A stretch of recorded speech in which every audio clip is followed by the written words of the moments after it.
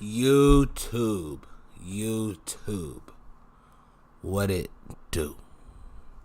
Lil Petty back with another stock market episode. As you guys can see, we got the market watch up. We got greens across the board. We're going to talk about that. We're going to give you guys an overall market update. We got 1,000% plays to go over. We're going to talk about gap fades, risky options. You guys know what we about to do in these episodes. So, without further ado, let's get into it. So, on the screen, we got the market watch. Like I just said, we had stocks like Disney. Disney was up 11%. We had JP Morgan earnings, Bank of America. So financials, JP Morgan reported earnings. Disney ended up having news coming out. Netflix sold off. Chevron, UNH, healthcare section has been pulling back. So let's dig into it and let's see what's going on. Now right here we got the Dow Jones, the 31 biggest stocks in the stock market. Now as you can see, we're basically pretty much green throughout the board, and we're going to check out the Russell. Healthcare was down. So healthcare today was the biggest laggard in the markets today. Financials, technology, everything else seemed to be doing pretty decent overall. Now, we are going to go over some charts. We're going to talk about what's going on. We're going to show you guys some 1,000% plays. Now, the first stock we're going to talk about today is Netflix. I'm actually going to pull this back up because we are going to look at the chart. So, right here we got Netflix. Netflix ended up gapping down in the morning. It had a sell-off, a huge sell-off, a pop, and then continuation throughout the whole day to the downside. We're also going to look at Disney. And as you guys can see right there, Disney closed yesterday at 116. If you held calls on Disney overnight, you made big bucks. So, what happened with Disney? Let's go to the news. And as you can see, basically right here. So, Disney joins Netflix and Amazon as a streaming leader with new subscription services. So, long story short, Disney is going to be implementing their streaming service, and it's going to be cheaper than Netflix, which caused this stock to push up and cause Netflix to crash. So how did we take advantage of this? Today I took a trade in Netflix. I'm going to go over the trade, and I'm going to show you guys how we could have taken advantage of these trades, and I'm going to show you Disney. And yeah, so let's get to the options. Now right here we have the options chain. We have the price of the stock, and we're going to have the option right here. So the first one I want to look at is the Netflix 355 puts. Now, as you can see right here, so the Netflix puts, they ended up, they gapped up a little bit, but the gap wasn't that big, even though the stock sold off. You know, okay, so the gap, the 355s, these were not in the money yet. So when the stock opened up, these gapped up a little bit. They went up to basically $1, and they shot up to $6.50. Now, the way we could have played these, we could have seen the sell-off in the morning. Let me zoom to the 1 minute. So you get the 1 minute, you see the drop-off in the morning. You're either going to get a pop-up and then continuation to the downside, or you're just going to get, or it's just going to be bought up. Now, as you can see, we ended up just selling off. We could not break this range right here. We got the 1226 cross, bearish, boom, sell off, and this is where the big profit was to make the play on Amazon, was early in the morning. I want to show you guys the 360s, because if you would have bought right in the money, you could have got these ones right here for $2. They came down off this first pop. They came down to $2, and then they shot up all the way up to $10. So there was room to take profits throughout the whole day on these contracts, even if you buy early in the morning, because the stock ended up selling off. Now, the way that you could have lost money was if you would have came too far out, say these 352s, or if you would have bought around the top and then the stock came down and you would have just been bag holding these options because the options never got back up to the highest price. So that's something to look at while you're trading on the dailies. You need to be careful. You need to know that you're going to have to be in the money and hold in the money throughout the day. So we ended up taking a trade on these ones. We got in. We missed the big pump. We got in on like this pullback and sold around here, and then we got back in on this VWAP down here. I think I traded the 3.7. Yeah, right here. We ended up getting back in right here and sold up around here. So as you guys can see, we made $225 on the Netflix trade, easy green trade, and yeah. So I want to also talk about the Disney. We're going to show you the Disney. So the Disney trade, how could we have played this in the morning? Now, as you know, the stock had already gapped up super high. You could have went long, but it's the risk to reward is not really there with it being at all-time high. So you could have been looking for a top as soon as it made this red candle, and you got the cross, 1226 cross bearish. You could have took a position right here going short.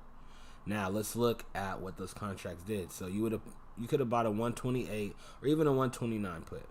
I probably would have looked at the 129s first. So let's look at the 129 puts. What these did during the day.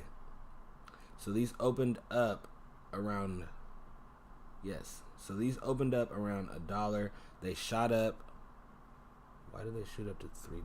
These are the puts. Yeah, so the 129s. 45. So yes, it came down off this candle right here. Right here. This is when it started to come down. Got up to this high. Boom. Came down, pulled back to this 80 cents. And then as the stock started coming down, let's see what those contracts did. So when the stock was right here at 45, you would have got in at 54. So 54 was around these 130s. Then you could have wrote it up to this $2. Now overall, the stock didn't hold. You could have ended up buying the dip and riding this wave back up. I'm going to show you those ones, because if we would have bought some 129s, 130s, those actually ended up getting in the money at the end of the day. But I didn't take that trade. I ended up just trading Netflix. So I'm going to show you guys what those contracts did. So as you can see, the stock came up. They pulled back all the way down to 17 cents. And then they ended up running up to $1.40 throughout the end of the day. Now, if you were, like I said, if you were swing trading these Disneys, you would have made a killer.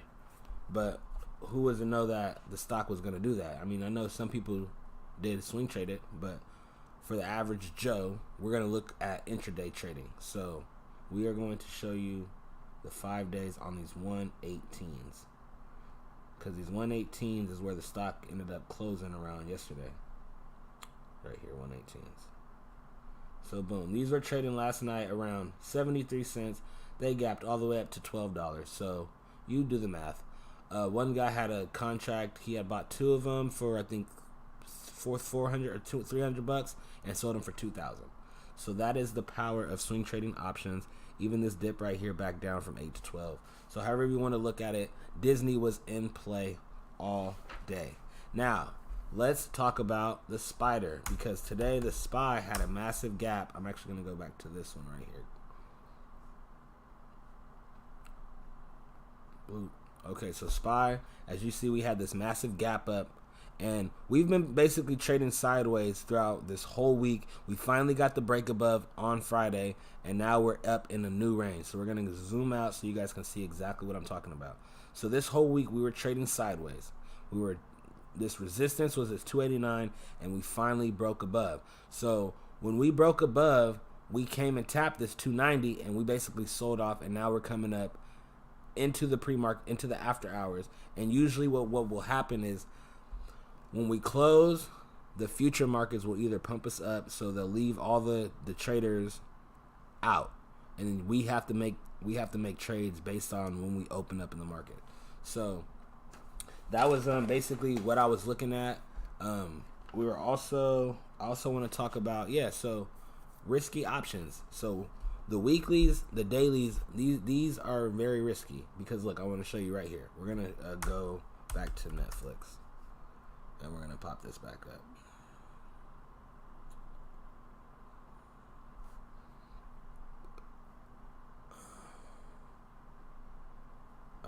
So look, now we're gonna show you a contract that is very risky. That basically, if you're looking right here, let's look at these 350s. So when the stock opened up, these were trading around 16 cents. They ended up coming up to 50. Like I said, Netflix sold off, so these came up to $3. Now, the way you want to take advantage, of, because these 350s right here, they got in the money. Now, when the stock was coming down, of course, they're going to gain value because there's all day to figure out what the stock is going to do. So the contract's going to hold some value in the morning. Now, after we got this drop, and as soon as we pulled up, these contracts went all the way from $3 back to 30 cents. So you lost basically 99% of your investment if you bought up here and sold down here. That was a 99% loss of your investment. You have 1% left of your money. So the way that you can basically try to avoid this is either be quick to take your profits. If you do jump in up here, you need to stop out as soon as possible. So if you were to jump in around here thinking we're going to get the break and you got this pop-up, you had to get out. So you would have bought right here for $2 and you would have had to get out for $124. Take your loss, because if not, you're going to bag hold and then you're going to have to sell out for something that's going to be worthless. Now, did these ever catch steam? They did catch a little bit of steam. So they went down to 15 cents back up to 84 cents. And that was when basically the stock just started to come down. It came down back close to this 350 area. Now, if you were holding for the whole day, thinking that, oh yeah, it's going to come down, then you obviously lost, because at the end of the day, these contracts ended up going worthless. They did not get in the money. 350 was right here. They needed to come down into this 348 to actually hold some value on the contracts. So that's basically it. Today was a wild day in the stock market. Even Boeing, we can go over Boeing real quick. Boeing had a run up. Let's look at the options. Boeing, the 375 calls. So yeah, so these opened up today. These opened up today at $2. They came down. You had a chance to buy the dip, and they ended up, so they had a ran up to 60 cents, $3, pulled back to $2, $5. These were in the money, so these were good in the trade options to play. And UNH, because the healthcare section was going down, and UNH just hit a 52-week low. So this stock has been selling off. As you can see, 1, 2, 3 hard red days, 52-week low. Let's look at the puts. So UNH, these puts opened up today 236. I know these spreads are pretty wide, but we're still going to look at them and see exactly what they did. So these swing trades actually would have been really nice. You could have got these for $1. Yesterday, these were actually trading for a penny. So somebody went from a penny up to $13 if you actually held from buying the sell-off the day before. So this sell-off right here and then this sell-off right here, that was $1 to $1,000 right there. That is probably, let's see the gains on that. That's almost a 10,000% play. So that's an 8,000% play right there. That is swing trading options, taking advantage of the premium, playing risky contracts. Now, that's basically going to do it for this episode. I think I talked about basically everything I wanted to go over. So we had the gaps, we have the gap ups and the gap fades. We talked about the options. And so this week coming up, we're going to be looking for a continuation on any of the stocks. I'm going to be posting my updates. I'm going to be posting my my watch list. I did not get to post a watch list today. I was super tired last night. I ended up working, came home, ended up passing out. But that was cool because I got a lot of sleep and I actually attacked the markets pretty good today. So that's going to do it for this episode. I'm probably going to come out with the Saturday options talk, and we will look at some stocks, go over some scanners, and give you guys updates on what we're looking at for the weeks coming up. That's going to do it for this episode. I hope you guys enjoyed.